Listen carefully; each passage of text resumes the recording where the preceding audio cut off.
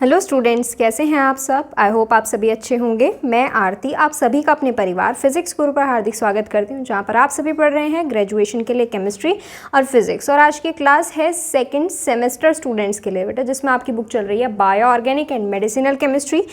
और इसमें हम यूनिट 7 के बारे में डिस्कस कर रहे थे। तो यूनिट 7 कौन सी थी आपकी? यूनिट 7 में हम पॉलीमराइजेशन और उसके मैकेनिज्म के बारे में डिस्कस कर रहे थे, जिसमें लास्ट टर्न पर हमने कुछ ऐसे पॉलीमर्स के बारे में डिस्कस किया था, उनके मैकेनिज्म के बारे में देखा था। या मैं कहूँ जैसे आपका एक एग्जांपल लेके मैं कहूँ, इसमें हमने नेचुरल रबर और सिंथेटिक रबर के बारे में डिस्कस किया था। नेचुरल रबर और सिंथेटिक रबर के मैकेनिज्म हमने आपको पहले भी करा दिए थे, और उससे भी पहले हमने इसमें कुछ और मैकेनिज्म भी देखे हैं जो आपके पॉलीमर्स ही हैं। तो आज हम इसमें बात करने वाले हैं electrical conducting polymer. Electrical conducting polymer क्या होते हैं आपके? तो इलेक्ट्रिकल कंडक्टिंग पॉलीमर्स आप इस तरह से समझ सकते हैं कि जो पॉलीमर्स आपके क्या कर सकते हो, इलेक्ट्रिसिटी कंडक्ट कर सकते हो, यानी कि जिनमें इलेक्ट्रिसिटी बहती हो, वो पॉलीमर्स आपके क्या कहे जाते हैं, इलेक्ट्रिकली कंडक्टिंग पॉलीमर। ये लास्ट टॉपिक है इस यूनिट का, यूनिट 7 का लास्ट टॉपिक है। इसके बाद यूनिट 7 कंप्लीट हो जाएगी, फिर आपकी एक यूनिट रह जाएगी इसमें, यूनिट 8 जो है सिंथेटिक डाई, और यूनिट 5 भी है आपकी सॉलिड स्टेट, वो भी कराई जाएगी आपको, ठीक है। तो इसमें देखो इलेक्ट्रिकल कंडक्टिंग पॉलीमर और उसके पार्ट्स के बारे में यहाँ पर दिया हुआ है। ये इसके कुछ पार्ट्स हैं इलेक्ट्रिकली कंडक्टिंग पॉलीमर्स के। तो इसमें देखो जो मोस्ट ऑर्गेनिक पॉलीमर होते हैं वो इलेक्ट्रिकली इंसुलेटर का वर्क करते हैं। आप सभी जानते हैं कि जो पॉलीमर्स होते हैं, ऑर्गेनिक पॉलीमर की बात कर रहे हैं, वो इलेक्ट्रिकली इंसुलेटर होते हैं, मतलब उसमें इलेक्ट्रिसिटी कंडक्ट नहीं होती, इलेक्ट्रिसिटी नहीं होती है। But polymer are of wide use because of their ease of preparation, flexibility, strength, light weight and chemical inertness. पर पॉलीमर का यूज़ क्या है, बहुत ही वाइड है, यानी कि बहुत ही बड़े एरिया में इसको यूज़ किया जाता है पॉलीमर्स को। जबकि इसमें क्या होते हैं, इलेक्ट्रिकली इंसुलेटर होते हैं, तब इनका यूज़ किया जाता है। और उसका भी एक रीज़न है, क्यों? क्योंकि वो बनाने आसान होते हैं, फ्लेक्सिबिलिटी बहुत होती है उनमें, स्ट्रेंथ काफ़ी स्ट्रॉन्ग आपके पॉलीमर होते हैं, लाइट वेट होते हैं, केमिकल इनर्टनेस ये आपकी रिप्रेजेंट करते हैं, ठीक है।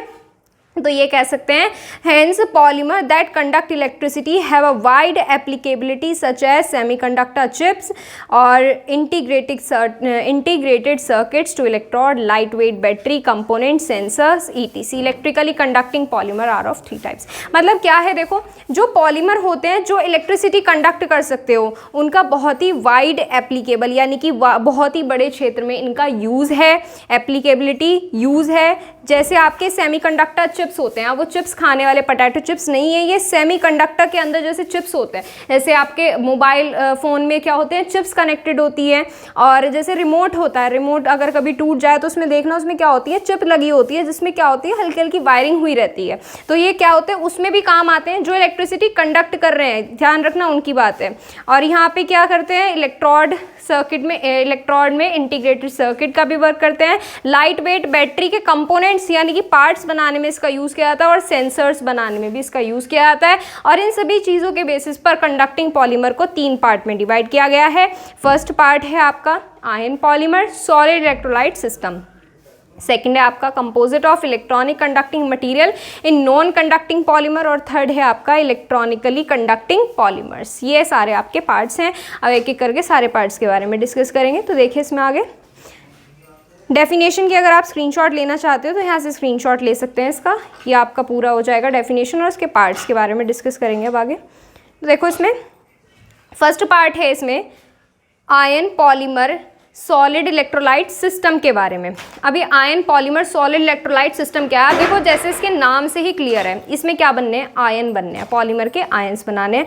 सम polymer molecule can function as solid state for salt. कुछ ऐसे मॉलिक्यूल्स होते हैं, किसके, पॉलीमर के मॉलिक्यूल्स होते हैं, जो साल्ट में, साल्ट के लिए, यहाँ पे साल्ट लवण के लिए लिया गया है, उसमें सॉलिड सॉल्वेंट की तरह, यानी कि एक ठोस विलायक की तरह वर्क करते हैं। Generally these polymer molecules have electron donor coordination site that can form weak linkage with the cation of salt.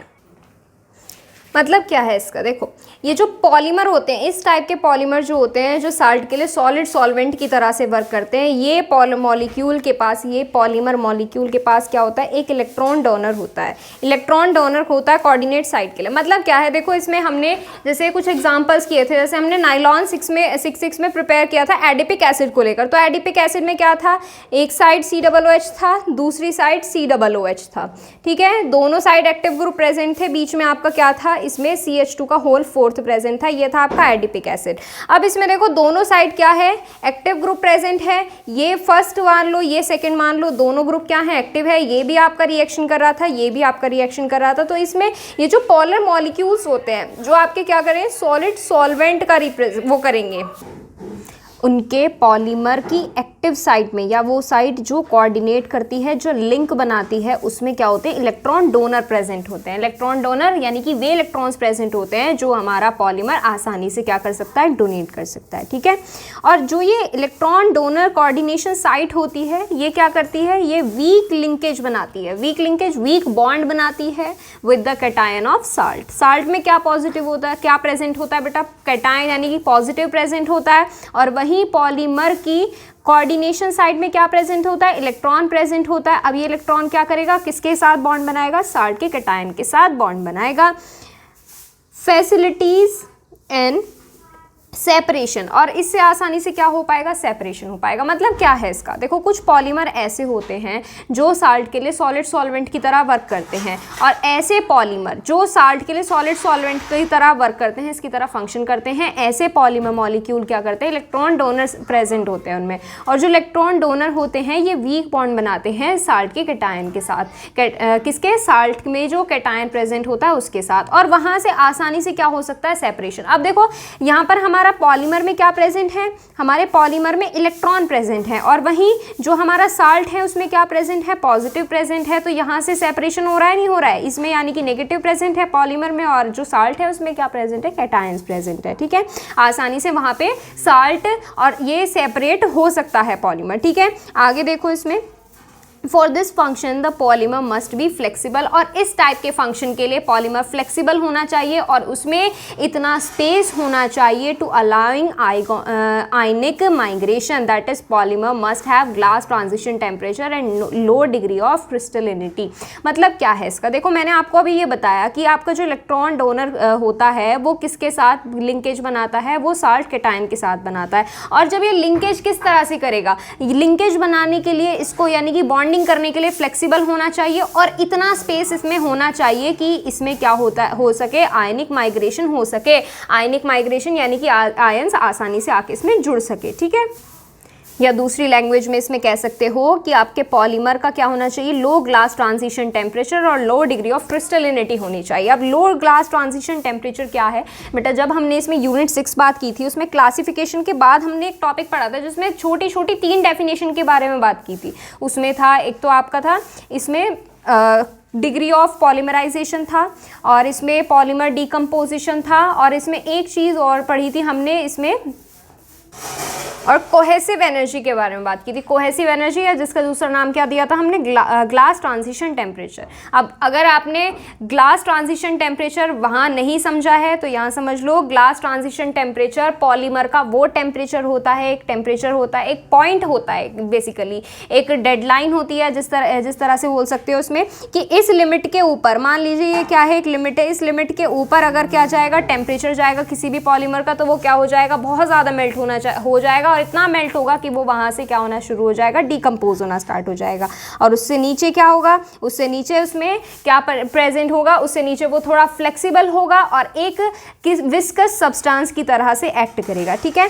तो आगे देखो इसमें, polythene oxide was the first polymer used for this purpose. ये इसका एग्जाम्पल है कि जो पॉलीइथाइलिन है, पॉलीइथाइलिन के ऑक्साइड हैं, इस पर्पस के लिए सबसे पहले यूज़ किया गया था। Oxygen atom of the polymer molecule act as donor site. अब देखो इसमें क्या प्रेजेंट है, ये आपका पॉलीइथाइलिन है।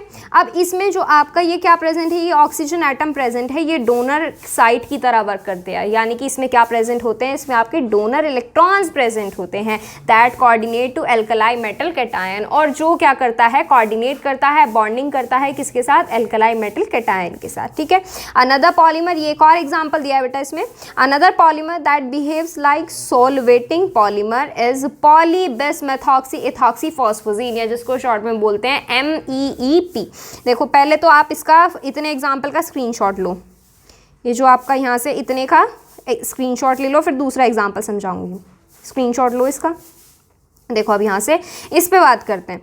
देखो ये जो आपका मैंने आपको बताया ये एग्जाम्पल क्या है, ये पॉली बस मेथॉक्सी एथॉक्सी फॉस्फोजीन, ये इसका एग्जाम्पल है बेटा। इसका ग्लास ट्रांजिशन टेम्परेचर जो होता है -84 डिग्री सेंटीग्रेड तक होता है, एक अमॉर्फस कंपाउंड है ये, और ये क्या होता है, ऑर्गेनिक सॉल्वेंट में क्या होता है, डिजॉल्व होता है, सच एज टेफ्लॉन, TEF क्या होता है, टेट्राहाइड्रोफ्यूरान होता है, टेफ्लोनी टेट्राहाइड्रोफ्यूरान होता है। ठीक है, अब यहाँ से आगे देखो, that are also solvent for salt such as lithium, क्या दिया हुआ है, लिथियम ट्राइफ्लेट दिया हुआ है, ये लिथियम ट्राइफ्लेट का फॉर्मूला है यहाँ से ये।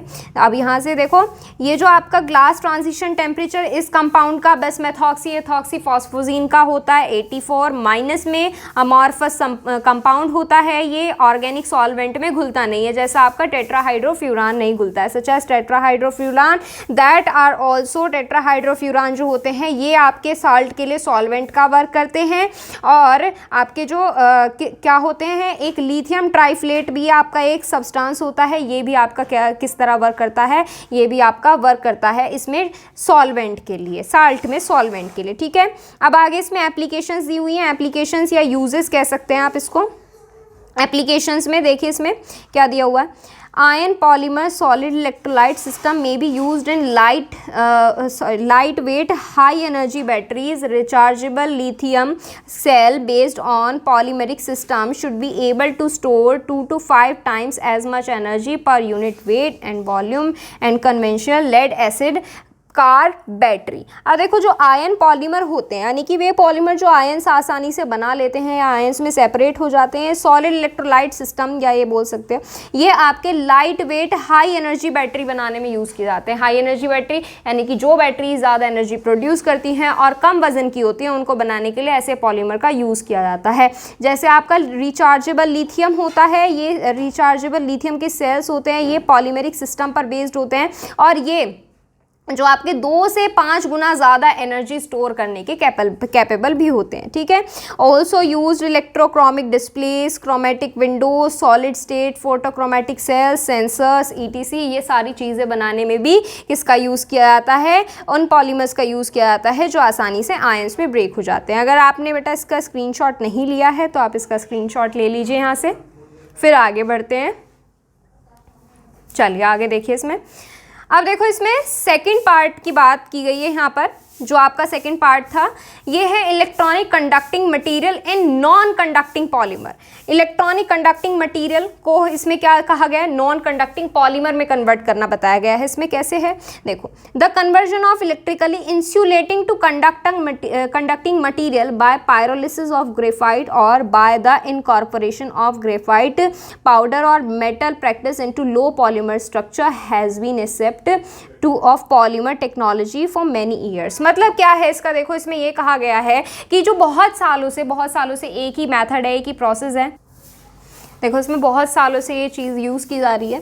देखो जो कन्वर्जन होता है, कन्वर्जन चेंज होता है इलेक्ट्रिकली इंसुलेटिंग पॉलीमर को कंडक्टिंग मटेरियल में कन्वर्ट करने का जो प्रोसेस है, ये प्रोसेस काफ़ी टाइम से रिपीट हो रहा है। प्रोसेस क्या है, पायरोलिसिस टू ग्रेफाइट, ग्रेफाइट के पायरोलिसिस द्वारा, या फिर ग्रेफाइट पाउडर और मेटल पार्टिकल को इनकॉर्पोरेशन ऑफ ग्रेफाइट यानी कि ग्रेफाइट के पाउडर और पॉलीमर के पार्टिकल्स को एक साथ मिलाने पर, एक साथ क्या कर रहे हैं इसमें, इनकॉर्पोरेशन ऑफ ग्रेफाइट पाउडर और metal particles into polymer structure structure has been aspect to polymer technology. ये प्रोसेस इसमें यूज़ किया जा रहा है, पायरोलिसिस करते हैं ग्रेफाइट का, पायरोलिसिस ग्रेफाइट का या ग्रेफाइट पाउडर का, या फिर मेटल के पार्टिकल्स को पॉलीमर की स्ट्रक्चर में मिला रहे हैं इसमें, ठीक है। ये जो पूरा प्रोसेस है बेटा, इससे क्या होता है, इसमें आपका इलेक्ट्रिकली इंसुलेटिंग पॉलीमर जो होता है, यानी कि जिस पॉलीमर में इलेक्ट्रिसिटी कंडक्ट नहीं हो रही है उसको कंडक्टिंग मटेरियल, यानी कि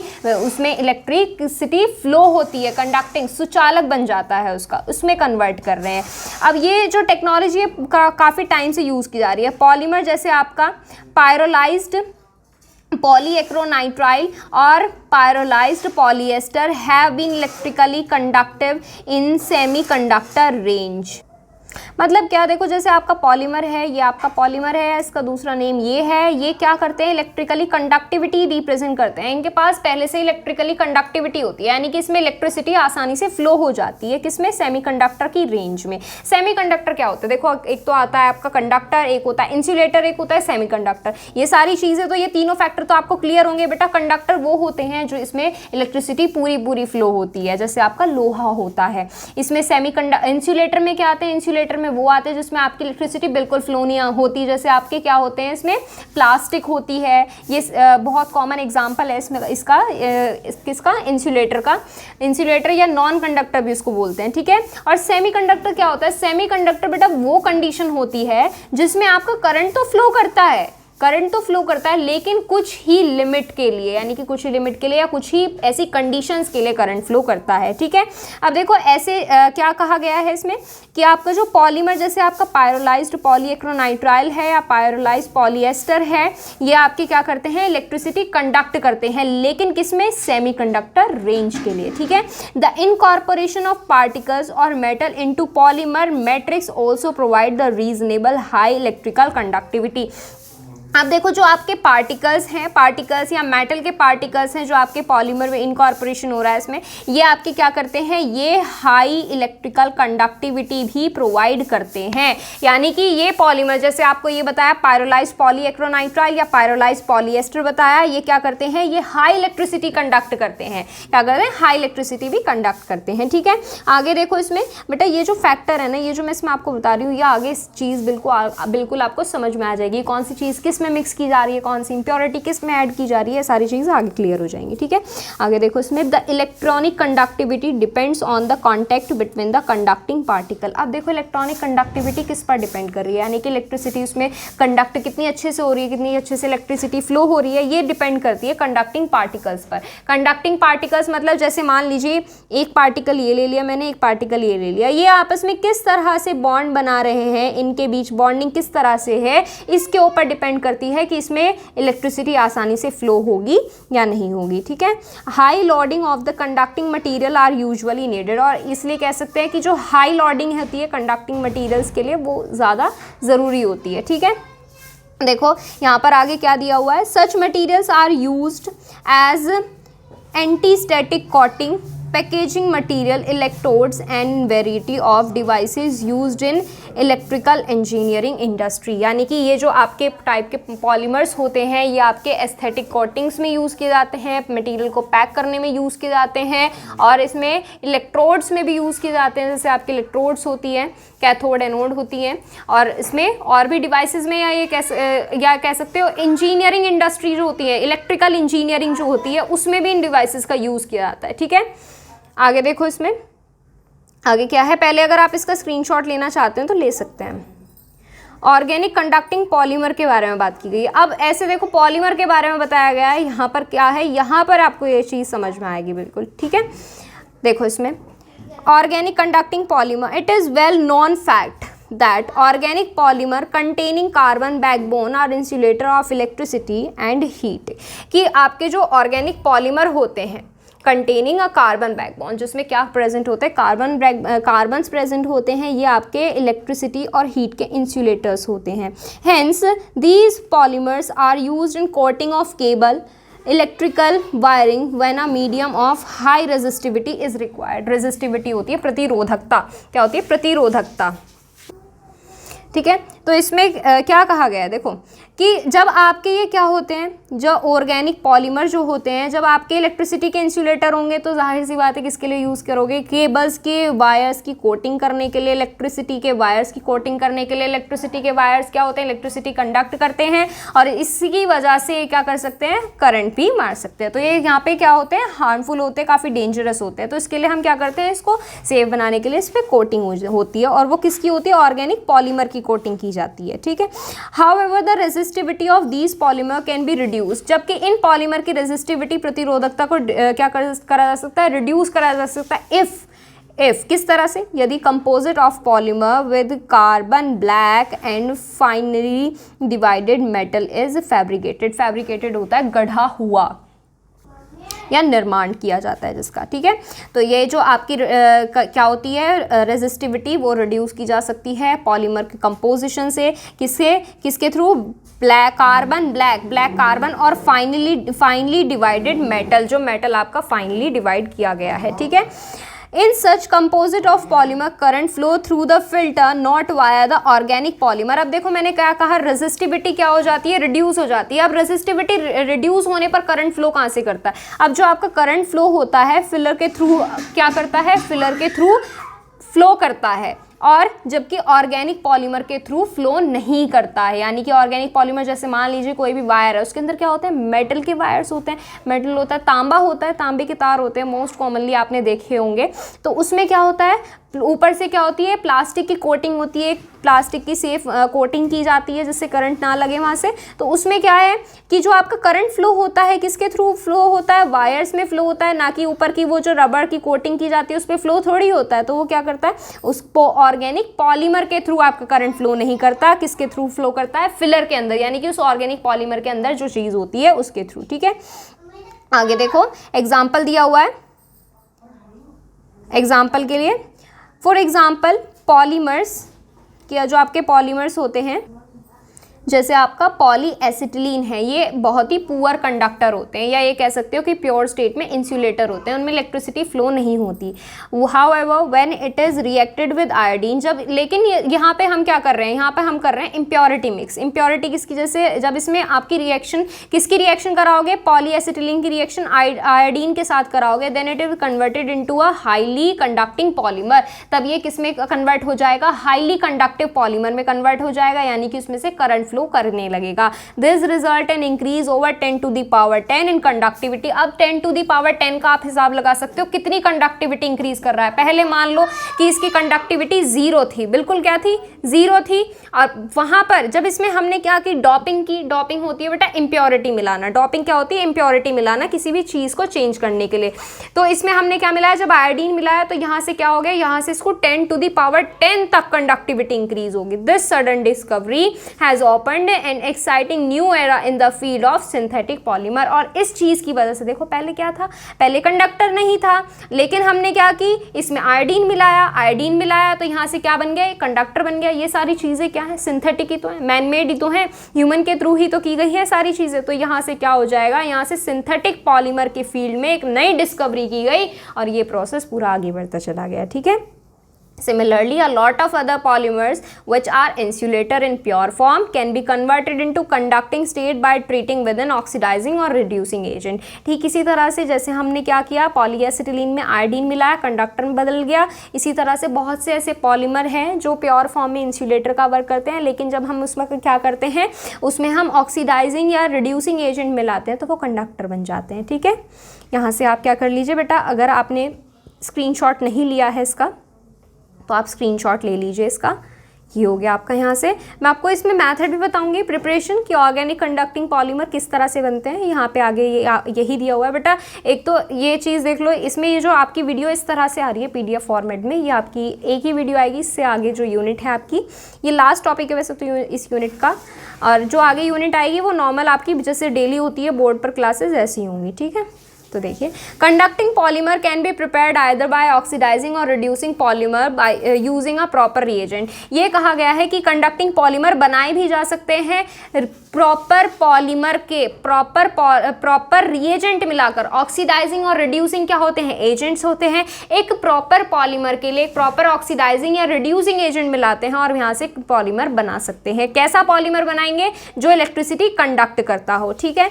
the increase conductivity of the polymer is either removal of electron from the valence bond by the oxidizing agent, leaving it with positive charge, or donation of an electron by the reducing agent। मतलब क्या है इसका?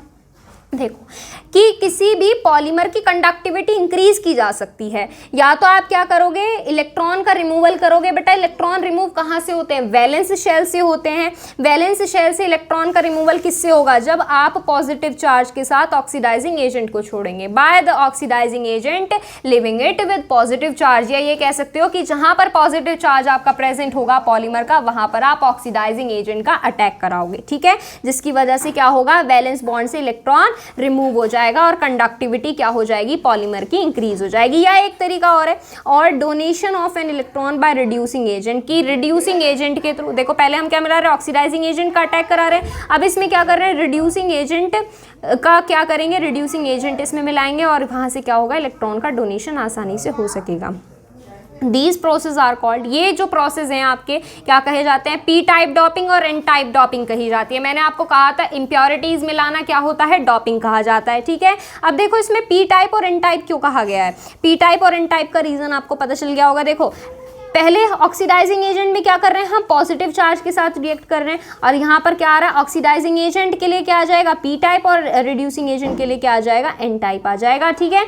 आगे देखो इसमें the addition of an donor और acceptor molecule by the polymer is the called doping. ये आपको बता दिया मैंने कि इम्प्योरिटी मिलाना क्या होता है? डॉपिंग कहा जाता है। कि जो एडिशन होता है डोनर का एक्सेप्टर का मॉलिक्यूल टू द पॉलीमर, किसी भी पॉलीमर के अंदर, तो वो कहा जाता है डॉपिंग।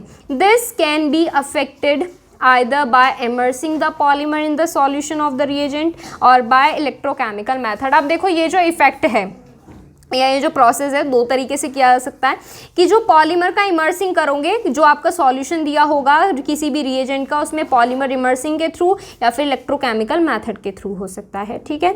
आगे देखो इसमें नेक्स्ट क्या है। देखो मैंने आपको पार्ट्स बताए थे, इसके पार्ट्स में आपको दिखा देती हूँ एक बार फिर से कौन कौन से हो गए हैं। ये हो गया आपका फर्स्ट पार्ट, ये रहा आपका यहीं पे शो हो रहा है। सेकंड पार्ट हो गया। अब देखो थर्ड इलेक्ट्रिकली कंडक्टिंग पॉलीमर के बारे में, इलेक्ट्रिकली कंडक्टिंग पॉलीमर के बारे में। ये आ गया आपका electrically conducting polymer, last part है ये इसका, और इसके बाद आपकी ये यूनिट कंप्लीट हो जाएगी, ठीक है।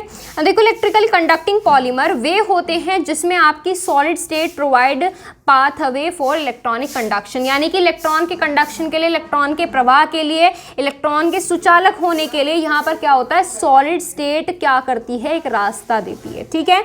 Electrons migration along the polymer chain due to the presence of array of conjugated delocalised double bond in them. अब देखो यहाँ पर इलेक्ट्रॉन कंडक्टिंग पॉलीमर के लिए वे इलेक्ट्रॉन माइग्रेट करेंगे, इलेक्ट्रॉन मूव करेंगे किसके थ्रू? पॉलीमर चेन में। पॉलीमर चेन में कैसे मूव करेंगे? देखो वहाँ पर आपका क्या होना चाहिए? वहाँ पर आपका कॉन्जुगेट पोजीशन पर डबल बॉन्ड होना चाहिए जिसमें आपका इलेक्ट्रॉन का डीलोकलाइजेशन। डीलोकलाइजेशन कैसे?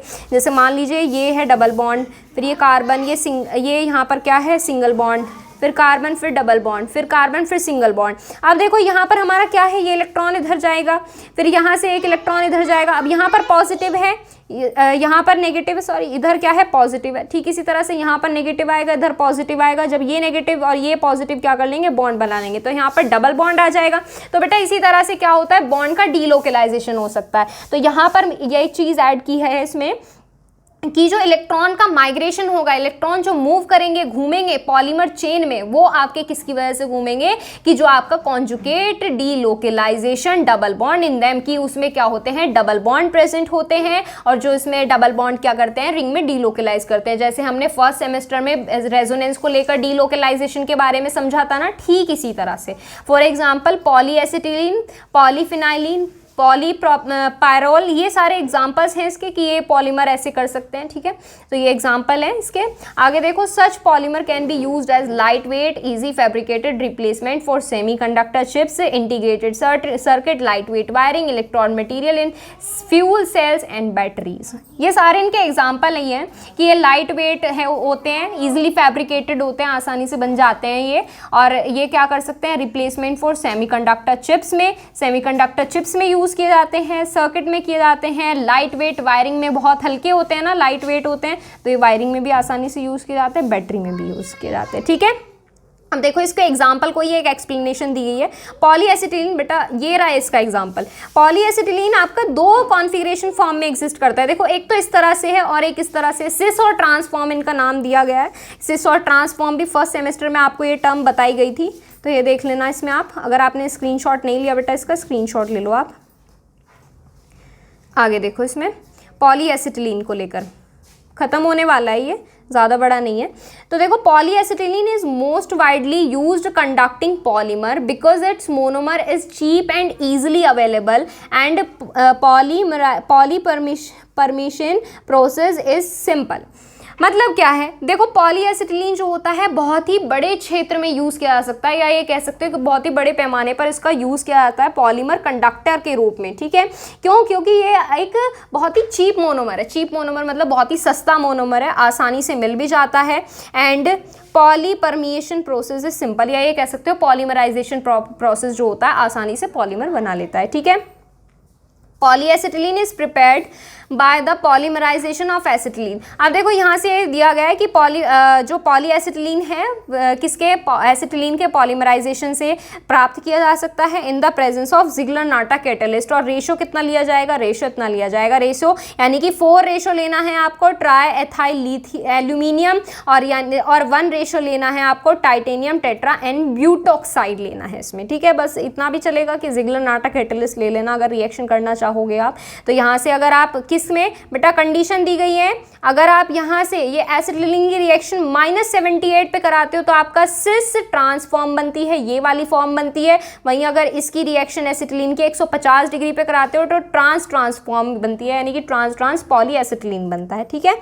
आगे देखो, pure acetylene is almost insulator. मैंने कहा था प्योर एसिटिलीन क्या है, ऑलमोस्ट इंसुलेटर का वर्क करता है, लेकिन जब हम उसमें क्या कर रहे हैं, It can be reduced by alkali metal or electrochemical or oxidized by the electron acceptor such as this। मतलब क्या है, देखो ये प्योर क्या होता है, इंसुलेटर होता है, लेकिन हमने क्या मिला दिया, जिग्लर-नाटा कैटलिस्ट बना दिया और ये क्या बन गया, कंडक्टर बन गया, ठीक है।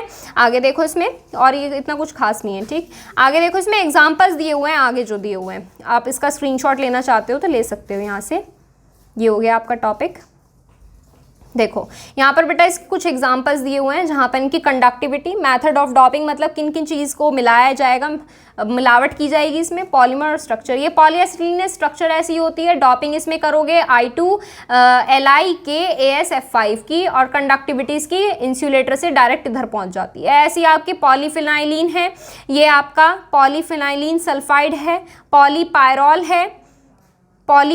है। आगे इसमें देखो पॉलीफिनाइल क्विनोलिन है, पॉलीथायोफीन है, पॉलीथायाजाइल है। अब इसमें आगे देखो इसके यूजेस बताए हुए हैं, एप्लीकेशंस या यूजेस बताए हुए हैं। Doped polymer can act as a electrode and can be used in rechargeable battery. कि जो आपके ये डॉप्ड पॉलीमर्स होते हैं ना, जो मिलावट करके कंडक्टर बनाए जाते हैं, होते हैं असल में इंसुलेटर हैं वो, तो वो क्या करते हैं, रिचार्जेबल बैटरी की तरह वर्क करते हैं। यानी कि जो बैटरी आपकी चार्ज हो जाती है, जैसे आपकी फ़ोन की बैटरी होती है, और जो बैटरी चार्ज नहीं होती जैसे आपकी कौन सी होती है, रिमोट की बैटरी होती है, या जो वॉल क्लॉक होती है उनकी बैटरीज होती हैं। The conducting polymer find use in electromagnetic shield. Electromagnetic shield बनाने में भी इनका यूज किया जा सकता है। Since tend to absorb low frequency. अब देखो इलेक्ट्रोमैग्नेटिक शील्ड बनाने में यूज किया जा रहा है, तो इसका सबसे बड़ा क्या होगा, इसका सबसे बड़ा फीचर ये होगा कि ये सारी लो फ्रीक्वेंसी को क्या कर लेता है, लो फ्रीक्वेंसी को एब्जॉर्ब कर लेता है, और as a part of solar cells and semiconductors. मतलब जो आपके पास लो फ्रीक्वेंसी की रेडिएशंस आती हैं, तरंगे आती हैं, उनको एब्जॉर्ब कर लेता है आसानी से। So these are also used as heating element in the thin wall covering and wiring and cable application. और इनका यूज किस लिए किया जा सकता है, वायर की कवरिंग के लिए, तारों की कवरिंग के लिए, और केबल्स के लिए, ठीक है, सबसे बड़ा यूज़ ये है इसका, ठीक है। दीज पॉलीमर, लेकिन ये किस में किया जाएगा, ये आपकी प्योर फॉर्म में यूज़ किया जाएगा वायर की कवरिंग के लिए। क्यों? क्योंकि प्योर फॉर्म में किस लिए यूज़ किया, कैसा होता है, ये इंसुलेटर होता है, ठीक है। These polymer have also been manufacture in wave guides, और भी बहुत सारे यूजेस हैं इसके, चाहो तो इसमें लिख भी सकते हो, वरना ऐसी कोई ख़ास ज़रूरत है नहीं इसकी। तो बेटा इसी के साथ ये यूनिट हो गई है कंप्लीट। तो इसमें ये यूनिट हो गई है कंप्लीट। अब एक यूनिट है इसमें, जो यूनिट 8 है, जो है आपकी सिंथेटिक डाई के बारे में, वो करेंगे नेक्स्ट टर्न पर, आज नहीं करेंगे बेटा वो, वरना ये बहुत लंबा लेक्चर हो जाएगा। बेटा अगर आपके कोई भी क्वेश्चन है किसी भी चीज़ को रिलेटेड, तो आप पूछ सकते हो इंस्टाग्राम पर, किसी भी चीज़ को लेकर परेशान होने की ज़रूरत नहीं है आपको। जो भी क्वेश्चंस हैं आप इधर पूछ सकते हो। physics_guru_India ये इंस्टाग्राम आईडी है। जो भी आपके क्वेश्चन है बेटा आप मैसेज कर सकते हो। और टेलीग्राम चैनल इंस्टॉल ज्वाइन करने के लिए, इंस्टॉल नहीं ज्वाइन करने के लिए, पहले प्ले स्टोर से टेलीग्राम इंस्टॉल करना, फिर उसके बाद सर्च करना फिजिक्स गुरु इंडिया, आपको चैनल मिल जाएगा, वहाँ से आप ऐड हो सकते हैं, ठीक है। बाकी चीज़ें करेंगे हम नेक्स्ट टर्न पर, आज करेंगे बस इतना ही। Thank you so much.